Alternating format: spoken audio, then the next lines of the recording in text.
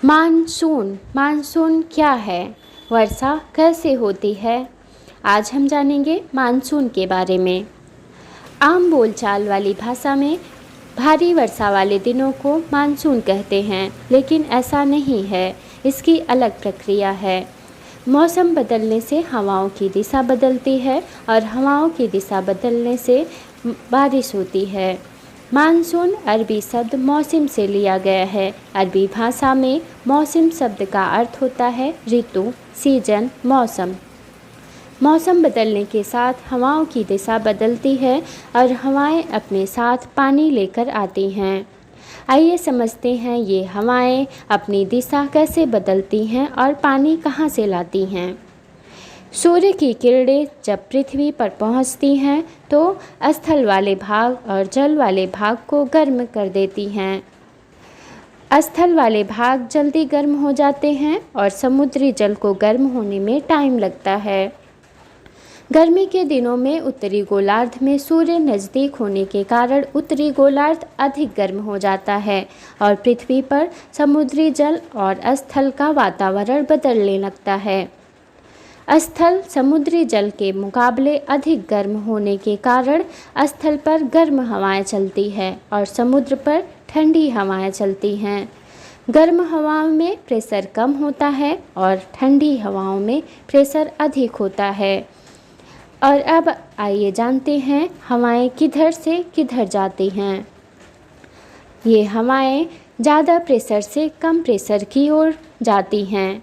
इसीलिए समुद्र की ठंडी हवाएं भारतीय भूभाग स्थल की ओर बहने लगती हैं। जब हवा समुद्र की ओर से जाने लगती हैं तो वे अपने साथ पानी को भी साथ ले जाती हैं, क्योंकि सूर्य की रोशनी से जब पानी गर्म हो जाता है तो वो भाप बनकर ऊपर उठने लगता है और ठंडी हवाएं भाप को अपने साथ लेकर स्थल मंडल की ओर ले जाती हैं और नमी पाकर बूंद बूंद कर स्थल पर गिरने लगती हैं, जिसे बारिश के रूप में देखा जाता है। इसी प्रकार मानसून के कारण और हवाओं के बहने के कारण बारिश होने लगती है। भारत में जो मानसून आते हैं उसे दक्षिण पश्चिम मानसून कहते हैं। हवाएं इसी तरह से आती हैं। दक्षिण पश्चिम मानसून की दो धाराएं हैं, अरब सागर, दूसरा है बंगाल की खाड़ी। अरब सागर से आने वाली धारा सबसे पहले केरल आती है, उसके बाद उत्तर भारत की ओर बढ़ती है।